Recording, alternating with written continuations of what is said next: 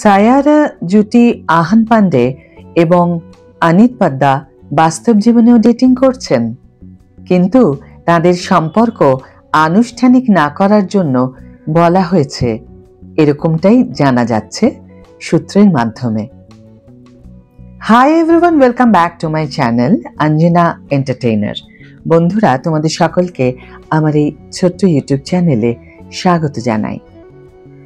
সায়ারা ছবির তারকা আহান পান্ডে এবং আনিত পাদ্দার মধ্যে প্রেমের সম্পর্ক তৈরি হয়েছে বলে জানা গেছে, যা শুটিং চলাকালীনই ফুটে ওঠে।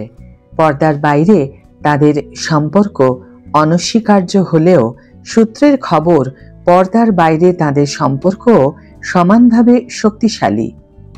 তবে প্রযোজক আদিত্য চোপড়া তাদের সম্পর্ক গোপন রাখার পরামর্শ দিচ্ছেন, যাতে তাদের ক্রমবর্ধমান ক্যারিয়ারে প্রভাব না পড়ে।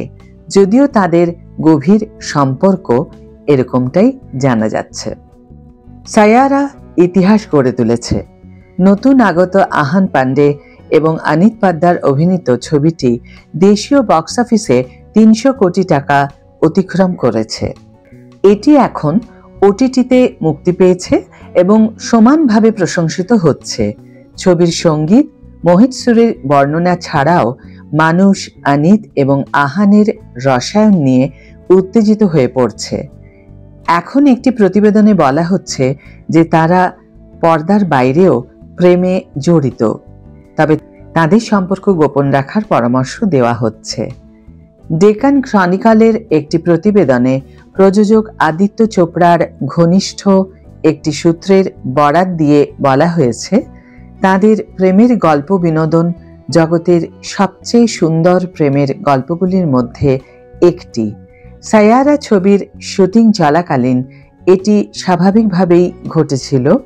সে নির্দোষ এবং দুর্বল ছিল। শুটিং চলাকালীন তিনি তার দেখাশোনা করতেন। কাজ করার সময় তারা ঘনিষ্ঠ হয়ে ওঠে। অবশেষে বন্ধুত্ব গভীর প্রেমে পরিণত হয়।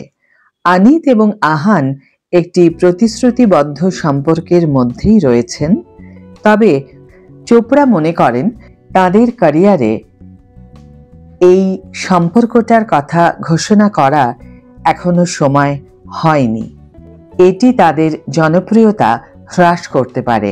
তাই প্রতিবেদন অনুসারে তারা এই মুহূর্তে প্রকাশ্যে ডেটিং করার কথা স্বীকার করবেন না। ইতিমধ্যেই উভয় অভিনেতাই আদিত্য চোপড়ার সাথে 3টি ছবির চুক্তি স্বাক্ষর করেছেন, যিনি সায়ারা সিনেমায় তাদের লঞ্চ করেছিলেন। আজকের ভিডিও এখানেই শেষ করছি বন্ধুরা। ভিডিওটি যদি ভালো লেগে থাকে তাহলে অবশ্যই একটি ছোট্ট করে লাইক দিও, শেয়ার করো বন্ধুদের সাথে, কমেন্ট করে জানিও তোমাদের মতামত। যারা এখনো আমার চ্যানেলটিকে সাবস্ক্রাইব করোনি তারা অবশ্যই চ্যানেলটিকে সাবস্ক্রাইব করে আমার পাশে থেকো, আর যারা অলরেডি সাবস্ক্রাইব করে দিয়েছো তাদের জন্য আমার অনেক ভালোবাসা এবং অনেক ধন্যবাদ। আজ তাহলে বিদায় বন্ধু, দেখা হবে পরের ভিডিওতে। ভালো থেকো, সুস্থ থেকো, সঙ্গে থেকো।